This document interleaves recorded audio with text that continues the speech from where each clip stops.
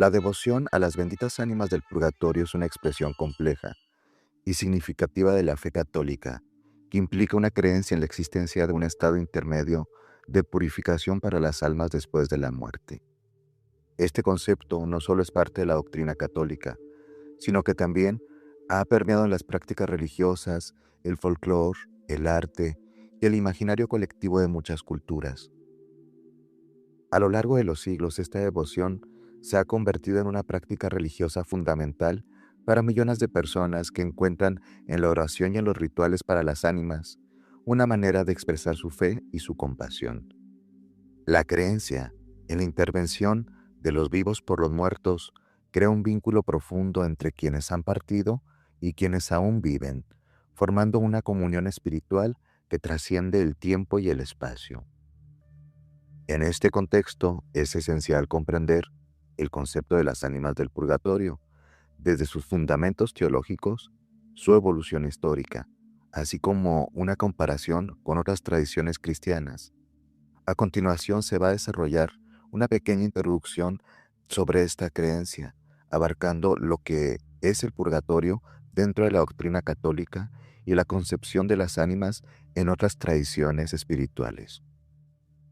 El purgatorio es, en la doctrina católica, un estado temporal de purificación, al que van las almas de quienes, habiendo muerto en gracia y amistad con Dios, aún necesitan expiar ciertos pecados o imperfecciones antes de ser admitidos en el paraíso.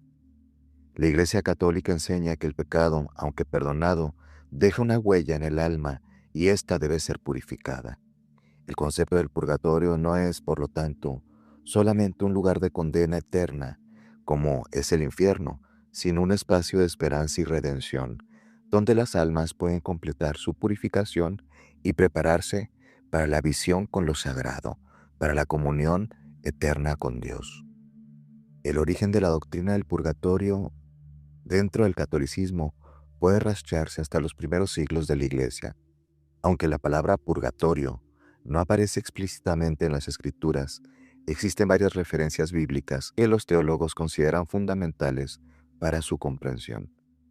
A lo largo de los siglos, los padres de la Iglesia, como San Agustín, San Gregorio Magno y San Cipriano, desarrollaron una reflexión teológica en torno al destino de las almas después de la muerte. San Gregorio Magno, por ejemplo, escribió sobre la necesidad de la purificación después de la muerte y destacó la práctica de ofrecer misas y oraciones para aliviar a las almas de sus pecados. Estas enseñanzas ayudaron a consolidar una creencia que se formalizó en el siglo XII, cuando el término purgatorio empezó a ser utilizado para referirse a ese estado, lugar específico. Aquí mostramos algunas ideas de los papas de los últimos tiempos. En el año 1999, el Papa Juan Pablo II dijo que el purgatorio es más bien un estado de purificación meramente provisional. En el año 2011, el Papa Benedicto XVI dijo que el purgatorio es más bien como un fuego interior que purifica el alma del pecado y no un lugar o un espacio en sí mismo. En el año 2013, el Papa Francisco dijo que el purgatorio es un camino hacia la dicha plena y que todos los bautizados van hacia él. Las almas del purgatorio son venturosas, ya que forman una familia en purificación. Aunque el concepto del purgatorio y la creencia en las ánimas benditas del mismo es central en el catolicismo, no todas las tradiciones cristianas comparten esta doctrina de la misma manera. A continuación se pueden analizar algunas de las concepciones acerca de las ánimas en diferentes tradiciones cristianas, así como algunas similitudes y diferencias en las prácticas y en las creencias. En la Iglesia Ortodoxa Oriental, aunque no utiliza el término purgatorio en el mismo sentido que la Iglesia Católica, sí se comparten algunos conceptos relacionados con la purificación del alma. Los ortodoxos creen que es un proceso de estado intermedio, donde las almas se preparan para su encuentro final con Dios. En esta tradición religiosa, La idea de la purificación después de la muerte sí existe, pero no es formulada de una manera tan específica, ni tampoco está institucionalizada como en el catolicismo. Para la ortodoxia, las oraciones y las misas por los difuntos son simplemente, especialmente en los primeros 40 días de la muerte, un periodo en el que creen que el alma atraviesa un proceso de juicio y purificación. Durante este tiempo, los familiares y los amigos del difunto oran para pedir misericordia, para que el alma pueda entrar al paraíso. Sin embargo, en el enfoque ortodoxo, no se concibe el purgatorio como un lugar o un estado de sufrimiento temporal, sino como una etapa natural, orgánica, de preparación espiritual hacia la unión con Dios. En el contexto protestante, encontramos que la mayoría de las denominaciones rechazan la doctrina del purgatorio, basándose en la creencia de que la salvación es un acto de fe y gracia divina y no requiere de un proceso de purificación post-mortem. Los reformadores protestantes como Lutero y Calvino criticaron el concepto del purgatorio, viéndolo como una práctica que alentaba los abusos, especialmente con el tema de las indulgencias y todo este tema de pedir dinero para rezar por los muertos. Para los protestantes, la redención y el perdón de los pecados se obtiene únicamente a través de la fe en Jesucristo, y consideran que después de la muerte, el alma se dirige directamente al cielo o al infierno, dependiendo en qué estado esté. Sin embargo, existen algunos grupos protestantes, como los anglicanos y algunos luteranos, que practican oraciones para sus difuntos, aunque sin una estructura doctrinal formal como es la del purgatorio. Dentro del anglicanismo, la visión sobre el purgatorio es variada. La Iglesia anglicana, que surgió en el contexto de la Reforma, no adoptó el purgatorio como parte de su doctrina oficial. Sin embargo, algunos sectores anglo-católicos dentro de esta corriente aceptan la posibilidad de una purificación después de la muerte y practican oraciones por los difuntos de una forma más flexible, menos definida, más libre, muy diferente al contexto católico. En las iglesias orientales, como en la iglesia copta o la armenia, existen prácticas de oración por los muertos y creencias en la intercesión por los difuntos. Aunque estas iglesias no formalizan el concepto de purgatorio, reconocen la importancia de la oración y la intercesión por las almas de los ya fallecidos, para que puedan entrar en gracia y en misericordia divina. La concepción de las benditas ánimas y el proceso de purificación varía ampliamente en las diferentes tradiciones cristianas. Mientras que en la Iglesia Católica se promueve una visión estructurada del purgatorio que enfatiza la comunión de los santos a través de la oración y la intercesión, otras tradiciones, como la línea protestante, consideran que la salvación es inmediata y no requiere de ninguna purificación adicional. Sin embargo, el deseo de interceder por los difuntos, de recordar a los seres queridos y de buscar la paz para sus almas es un sentimiento que une a la mayoría de las tradiciones cristianas en un acto de fe y esperanza que trasciende incluso las diferencias doctrinales. En este sentido, las creencias diversas en las ánimas del purgatorio y la devoción que se les profesa, aunque es distinta en cada tradición y es específicamente abordada en el catolicismo, se encuentran resonancias en comunidades con influencias cristianas, católicas, sincréticas y diversas, y funcionan como consuelo, redención y sobre todo como la posibilidad de una vida después de la muerte, en la cual los vivos pueden ayudar a los fallecidos a encontrar la paz. El origen de la creencia en el purgatorio en la Edad Media se vincula con las prácticas de oración por los muertos, que están presentes en las primeras comunidades cristianas, y a la tradición bíblica de interceder por los difuntos. Sin embargo, fue en Europa medieval donde la idea del purgatorio se empieza a consolidar, como ese lugar, de ese estado de purificación que es totalmente distinto al cielo o al infierno. Durante los primeros siglos del cristianismo, la creencia en la purificación de las almas después de su muerte no estaba formalmente definida como un purgatorio en sí mismo. A pesar de esto existía la práctica de orar por los difuntos, fundamentada en los textos bíblicos y en las enseñanzas de los padres de la Iglesia, como San Agustín, quien sostenía que algunas almas necesitaban purificación. Con el tiempo, la teología medieval comenzó a darle una estructura a esta idea, en parte debido a la influencia de filósofos y teólogos como San Gregorio Magno y Santo Tomás de Aquino. San Gregorio Magno, en el siglo VI, escribió sobre la posibilidad de que las almas sufrieran una purificación a través del fuego y propuso la práctica de orar por los muertos para ayudarles en su tránsito hacia el cielo. Aunque aún no se había adoptado el término purgatorio, sus ideas fueron fundamentales para construir tal concepto. Los escritos de los teólogos como él, junto con las visiones místicas y los relatos de santos que describían el sufrimiento de las almas en ese estado, tiempo, espacio o lugar, ayudaron a fortalecer la idea de un proceso intermedio entre la purificación y la gloria.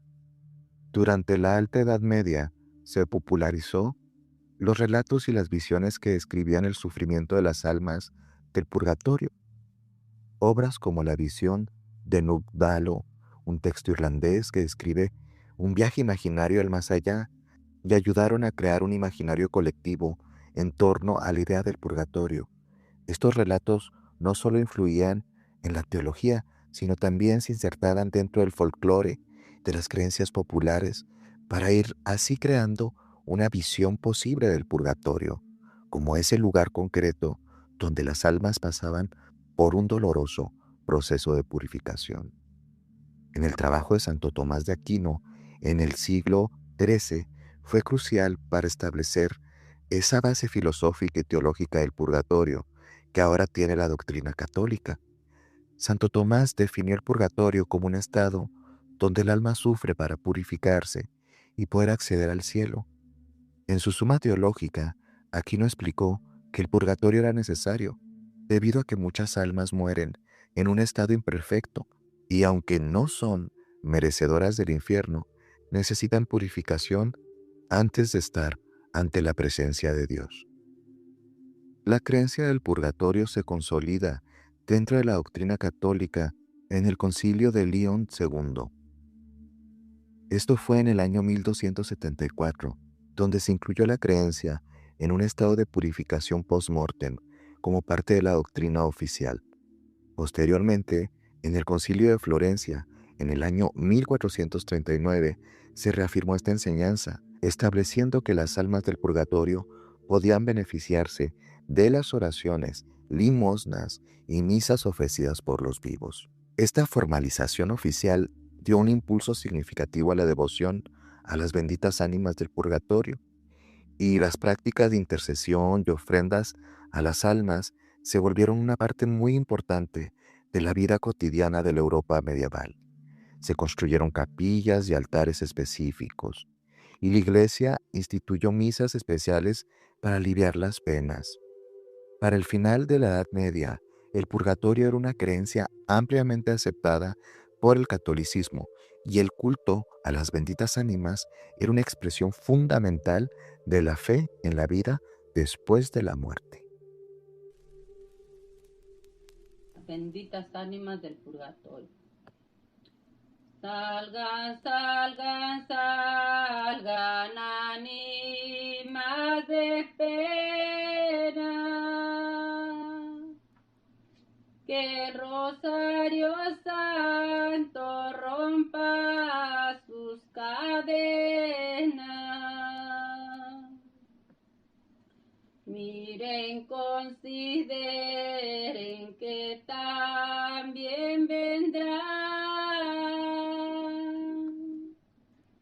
y estas tristes penas las padecerán.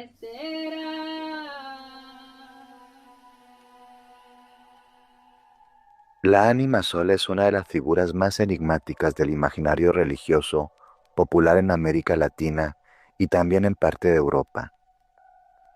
Aunque su iconografía es ampliamente reconocida en muchas comunidades católicas, su devoción y las leyendas asociadas han sido marginadas e incluso rechazadas por la Iglesia Católica de manera oficial. Aunque su iconografía es ampliamente reconocida en muchas comunidades católicas, su devoción y las leyendas asociadas han sido marginalizadas o incluso no reconocidas de forma directa por el canon eclesiástico. La ánima sola se representa tradicionalmente como una figura femenina, atrapada en las llamas, con una expresión de dolor y arrepentimiento. En el catolicismo popular es considerada un alma atrapada en el purgatorio, expiando sus pecados antes de alcanzar la redención eterna. Este simbolismo de penitencia y transición encarna la esperanza en la salvación divina y la convierte en un puente entre el mundo terrenal y el espiritual. Una característica típica de los cultos populares es que surgen en contextos de opresión, de marginación o de mucha necesidad. La devoción al ánima sola incluye velas, veladoras, rezos, ofrendas, y están enfocados en pedir favores, no milagros, favores relacionados con la justicia, el amor, la seguridad, la salud o incluso la liberación de cargas espirituales. Aunque estas prácticas están profundamente arraigadas en las comunidades, son vistas con recelo por la Iglesia, que considera estas prácticas heterodoxas y que estas expresiones se desvían del dogma oficial. Sin embargo, no es raro encontrar su figura en templos, santuarios e iglesias. La ánima sola refleja la experiencia de la marginación y el sufrimiento personal y colectivo. Muchas comunidades proyectan en ella sus propias luchas, hallando consuelo en la idea de una presencia espiritual que comprende y que comparte su dolor. Desde una perspectiva de género, su representación femenina y sufriente puede interpretarse como una crítica implícita a las estructuras patriarcales que perpetúan la culpa y el sacrificio como atributos de feminidad en la tradición católica. Aunque la teología católica reconoce el purgatorio como un estado de purificación temporal, no admite la veneración de almas particulares fuera del canon de los santos. No obstante, la devoción al ánima sola persiste, evidenciando una tensión entre la fe popular y el control institucional de lo sagrado. La ánima sola es una figura que democratiza la espiritualidad, desafiando las jerarquías establecidas y ofreciendo una forma libre de conexión con lo sagrado, sin necesidad de mediaciones oficiales. En algunas tradiciones orales, la ánima sola se asocia a la figura de Celestina Abdégano, una narrativa no reconocida oficialmente, pero profundamente significativa. Se cuenta que en los días de la Pasión, en Jerusalén, vivía una mujer llamada Celestina Abdégano, conocida por su piedad y compasión, sobre todo hacia los condenados al suplicio. En el Gólgota, mientras ella servía agua a los crucificados, su miedo la llevó a negarle alivio a Jesús, el justo de Nazaret. Al morir Jesús, una voz divina proclamó su castigo eterno. Celestina, porque negaste al Hijo del Hombre en su hora de necesidad, serás condenada a la soledad, al ardor y a la sed que nunca se sacían. Esta leyenda, aunque no documentada en textos oficiales, enriquece el simbolismo de la ánima sola como un símbolo o incluso un arquetipo de la caída y la redención, resonando profundamente con las comunidades y con los individuos que la veneran y en ella se pueden identificar. La ánima sola y las historias asociadas a la misma encapsulan las tensiones sociales, culturales y espirituales de las comunidades que la adoptan. Desde una perspectiva teológica, desafían las jerarquías religiosas tradicionales y proponen una espiritualidad más accesible, profundamente humana, sensible y que busca la libertad. Aunque no reconocida oficialmente por la Iglesia, esta figura tiene un impacto significativo en el imaginario colectivo, ofreciendo consuelo y esperanza a quienes le rezan, le veneran o se comunican espiritualmente con ella. Debemos de comprender que no todas las prácticas religiosas vienen del canon y que muchas expresiones de religiosidad están enraizadas en los pueblos, en las comunidades, en las leyendas, en los mitos, pero sobre todo en la necesidad espiritual de las personas. La religiosidad popular es compleja y no puede ser descalificada simplemente por no pertenecer al canon. De hecho, gran parte de las tradiciones, no únicamente en la catolicidad, sino también en otras tradiciones y religiones, han ido más bien adaptándose a las necesidades de los pueblos, de las comunidades, y han evolucionado. Toda práctica de religiosidad popular merece respeto y dignidad, y la devoción a las benditas ánimas del purgatorio y al ánima sola deben de ser vistas también con esa dignidad y respeto. Enfaticemos que no es lo mismo la devoción sí reconocida y nutrida por la Iglesia a las benditas ánimas del purgatorio en general y la devoción específica a Celestina a través de las imágenes de ánima sola.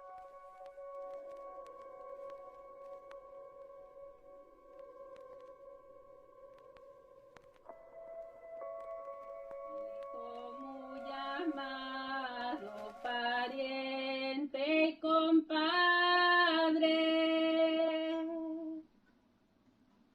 padrecito y madre nos han olvidado.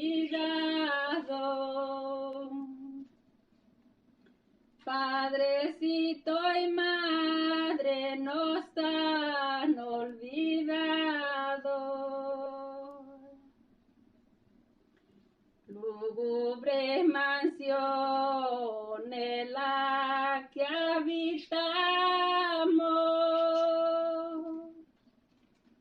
pecamos, morimos, recuérdalo, hermano.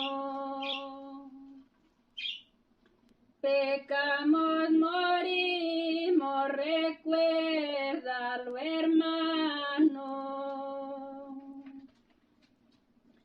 La llama nos queman por nuestros pecados.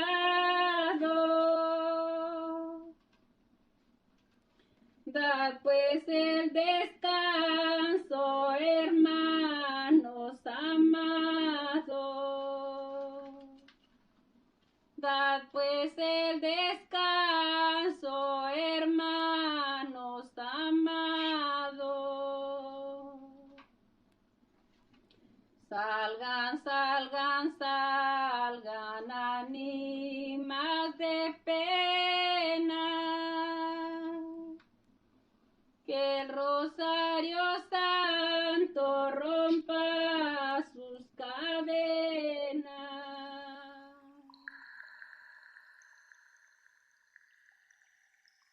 Dentro de la devoción a las benditas ánimas del purgatorio, hay un relato muy popular o que se repite en diferentes latitudes tanto en Latinoamérica como Europa.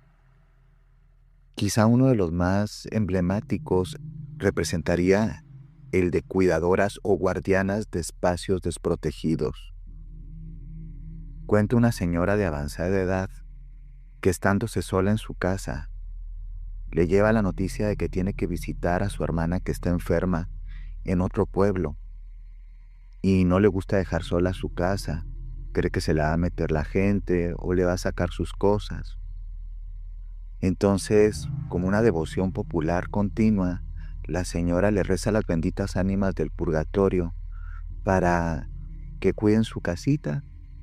Les prende una vela una noche, les pide un favor y les dice que por favor cuiden su casa. Así la señora deja que la vela se consuma y al día siguiente hace el viaje.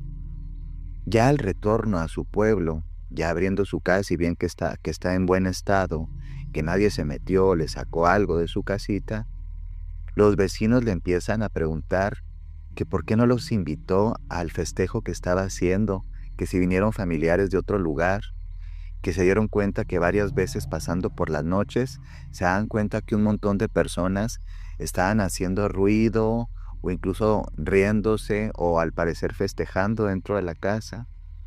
Y ella dijo, pues que no, que ella francamente no había estado en su casa, que había salido de urgencia. Y la gente pues se quedó con esa malversión de que no fueron invitados, pero realmente la señora cuenta que para ella era evidente que las benditas ánimas del purgatorio habían ocupado su casa con ese estruendo para que las personas malintencionadas no la robaran o no entrasen a su propiedad. Este es un típico relato de un favor que las benditas ánimas del purgatorio le hacen a esta mujer, pero al igual que el relato que ella tiene, hay muchos similares o con similitudes en donde las benditas ánimas del purgatorio se les pide el favorcito, ¿sí? Que les cuiden los espacios que pueden estar desprotegidos. Otro ejemplo recurrente son los encuentros sobrenaturales, pero también bendecidos, con las benditas ánimas del purgatorio, como ánimas errantes. Encontramos, por ejemplo, narraciones también en diferentes latitudes y específicamente en Latinoamérica, de personas que se dedican al transporte o los camioneros, y encontramos una típica respuesta de bondad y de bendición como almas que avisan acerca de peligros en el camino o en la carretera. Aquí un ejemplo. Cuenta un camionero que siendo ya muy noche, se iba durmiendo por el cansancio del viaje tan largo. Se ponía música, tomaba café, fumaba, pero el sueño lo estaba venciendo. Después se dio cuenta que ya se estaba adormeciendo y entonces vio una figura que salía corriendo por el camino y de tanto susto, pues se despabiló y finalmente pudo proseguir su camino. Este es un relato típico, pero hay relatos un poco más confrontantes. Un hombre que era transportista iba pues ya bastante cansado por el camino y por este hombre su esposa rezaba continuamente a las benditas ánimas del purgatorio para que lo cuidara en sus viajes. Cuenta este transportista que una noche, a hartas horas de la madrugada, se encuentra a una mujer con un niño en la orilla del camino pidiendo pues un aventón que los llevaran. Y el señor, el transportista, refiere que se paró y que subió a la mujer que le dijo que vivía más adelante en un ejido cercano. Él, sin hacer muchas preguntas, se dio cuenta que tanto la mujer como el niño tenían un semblante un tanto desgastado o se veían bastante fatigados y sus ropajes no eran los más limpios que digamos. Sin embargo, no quiso incomodar, no preguntó mucho y simplemente la llevó a ese lugar. Cuando se detiene a que se bajara ahí la mujer con el niño, de un momento a otro se habían esfumado y no estaban ahí. Cuando siguió avanzando, se dio cuenta que había un accidente. Al parecer, de una u otra forma, el ir con esta sensación de cierto miedo o alerta le había permitido, ¿sí?, no impactarse con los carros que ya estaban, ¿sí?, desafortunadamente colisionados en la carretera. Cuando le cuenta esto a su esposa, ella le dice que seguro fueron las benditas ánimas que intercedieron para que no le pasara nada. Otros relatos asociados a las benditas ánimas del purgatorio se pueden encontrar de forma interesante como figuras de protección. Había un jovencito que refería que su madre tenía un altar a las benditas ánimas del purgatorio, y ya estaba en edad el jovencito de andar en la parranda y en las fiestas, pero su mamá siempre hacía los rosarios y siempre hacía los rezos a las benditas ánimas, pidiendo también protección. El jovencito relata que un día, volviendo de una juerga, de una fiesta, vio que unos hombres se acercaban hacia él y recordó las ideas de su madre y simplemente dijo para sí mismo, benditas ánimas del purgatorio, protejan mi camino. Y entonces se dio cuenta que cuando volteaba, los hombres se iban retirando y se iban retirando. Pues no supo al fin qué es lo que pasó. Al día siguiente, uno de los vecinos de la cuadra le comentan que qué andaba haciendo con tantos muchachitos, con tantos jovencitos que si iban hacia alguna fiesta o se dirigían a su casa. El jovencito relata que él iba solo, pero los vecinos que lo alcanzaron a ver a hartas horas de madrugada refirieron que iba acompañado por varios otros jovencitos.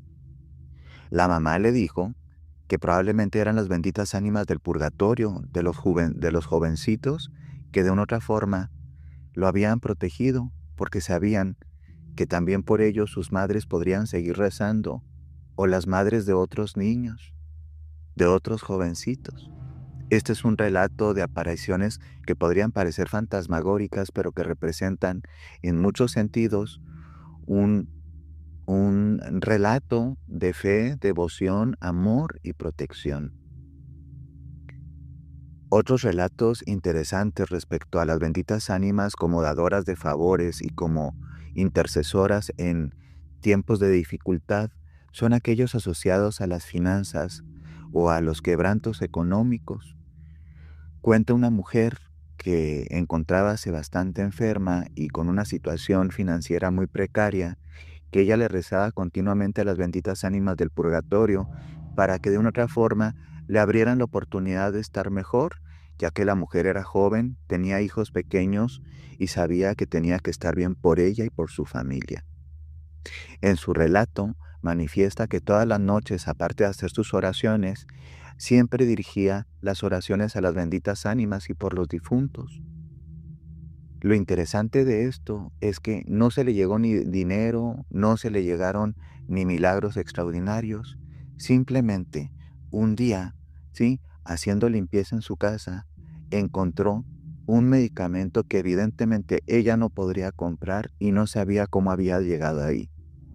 Esa materialización tan necesaria, tan específica y sobre todo tan venturosa, la señora la describe como un gran favor que las benditas ánimas tal vez, ¿sí?, llevaron a su casa, la medicina que ella no podía comprar, que sabía que estaba fuera de sus condiciones y que jamás lo había utilizado, y por alguna razón, un frasco de esa medicina apareció en su casa. Entre las narraciones que hablan de la protección, que hablan del apoyo en los momentos de enfermedad o problemas financieros, y también como alertas, aparecen también otro tipo de narraciones populares bastante típicas, y son las ánimas en su aspecto un tanto oscuro o macabro, pero que tienen un fin moralizador. En muchos lugares de América se habla de que después de ciertas horas de la noche las personas no tendrían que andar haciendo, ¿sí?, nada en la madrugada, porque generalmente esas horas pues se prestan para los vicios o las malas costumbres.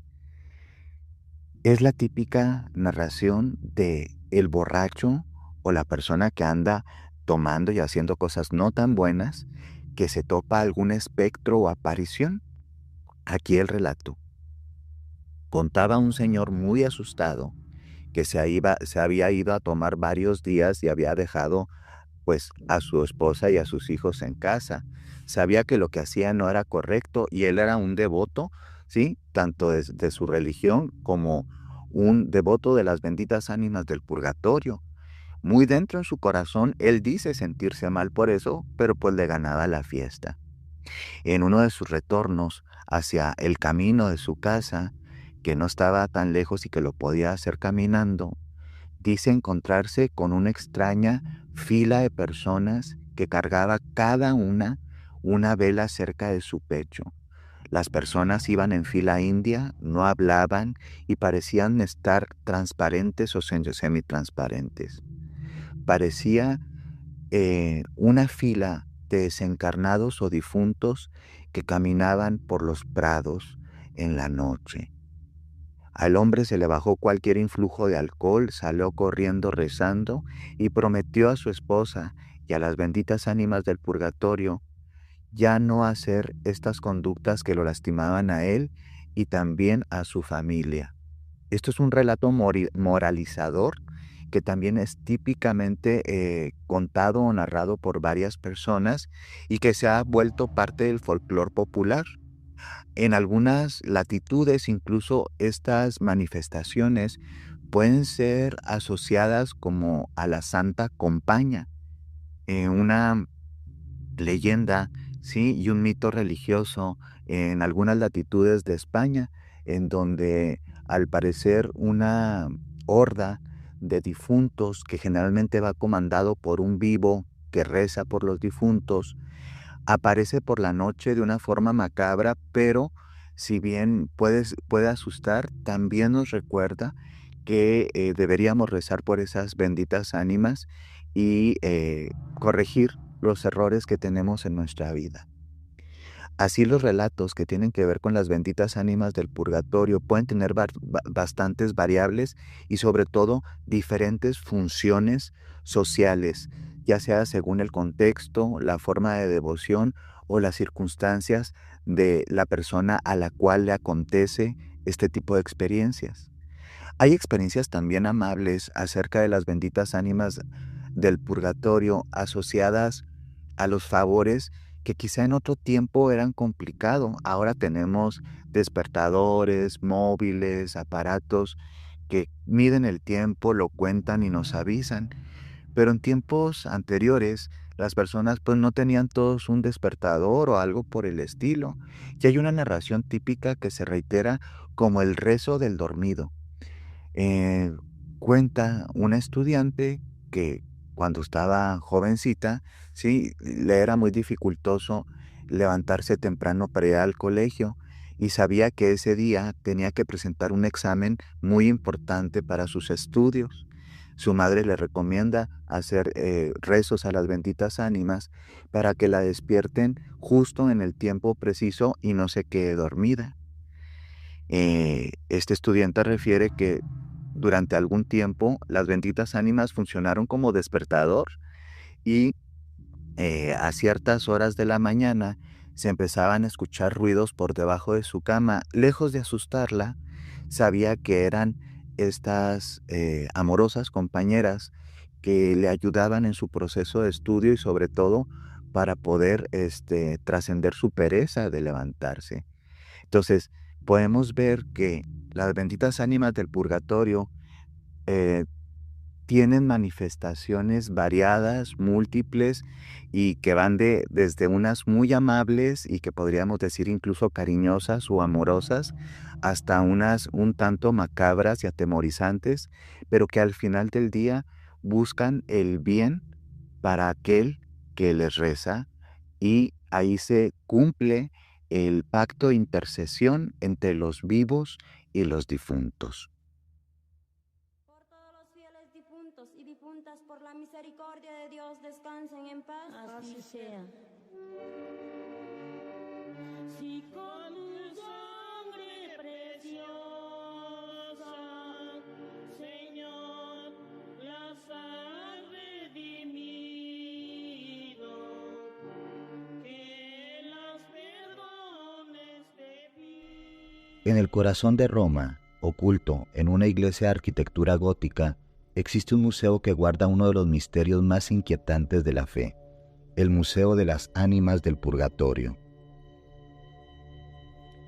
La iglesia del Sagrado Corazón del Sufragio fue construida en el siglo XIX, pero fue hasta 1897, tras un incendio, cuando nace la leyenda. En las cenizas, un sacerdote afirmó haber visto la aparición de un alma del purgatorio, y esto lo llevó a investigar y coleccionar testimonios físicos de estas almas. El museo está compuesto por reliquias que, según la tradición, fueron marcadas por las almas en pena o en situación de purgatorio, huellas de manos quemadas en libros y también en ropajes, supuestas señales dejadas como pruebas de su existencia.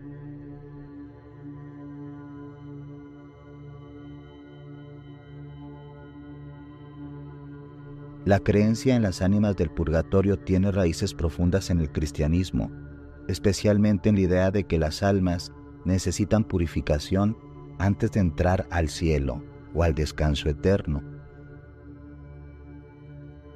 Desde la Edad Media, los fieles han rezado y ofrecido misas para ayudar a estas almas a encontrar la paz. Esta devoción se extendió a través de oraciones, novenas e incluso capillas dedicadas específicamente a su memoria. La devoción a las ánimas del purgatorio se basa en la idea de la intercesión, es decir, que al rezar por estas almas, los vivos pueden ayudarles a acortar su sufrimiento o su purga. Esta creencia está documentada en escritos religiosos y específicamente hallados desde el siglo XIII en adelante, y se mantuvo como una tradición popular. Desde una perspectiva antropológica, el culto a las ánimas refleja el miedo y a la vez también la esperanza de lo que ocurre después de la muerte. Las ánimas del purgatorio son una representación del vínculo entre los vivos y los muertos, donde la comunidad mantiene viva la memoria y el compromiso a sus seres queridos fallecidos. El Museo de las Ánimas del Purgatorio es un lugar donde la fe, la historia y lo misterioso están entrelazados, un testimonio de las creencias populares, del poder de la devoción que nos recuerda que incluso después de la muerte, las almas buscan la luz, la comunión y el contacto. Si alguna vez visitas Roma y estás cerca de este museo, te recomiendo que lo visites.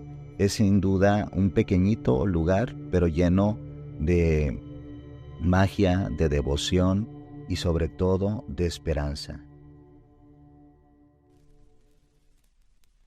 Benditas ánimas del purgatorio. Salgan, salgan, salgan, ánimas de pena, que el Rosario Santo rompa sus cadenas. Miren, consideren que también vendrán, y estas tristes penas las padecerán.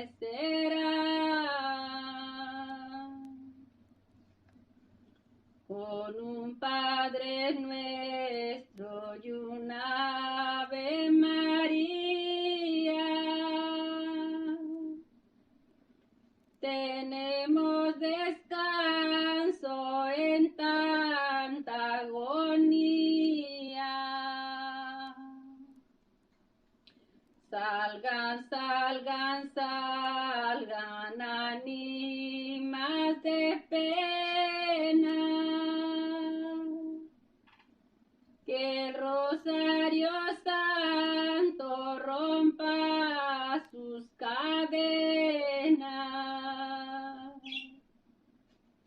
que el Rosario Santo rompa sus cadenas. Hijo muy amado, pariente y compadre,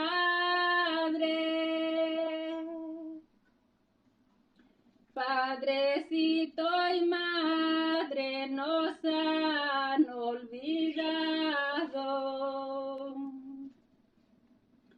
Padrecito y madre nos han olvidado.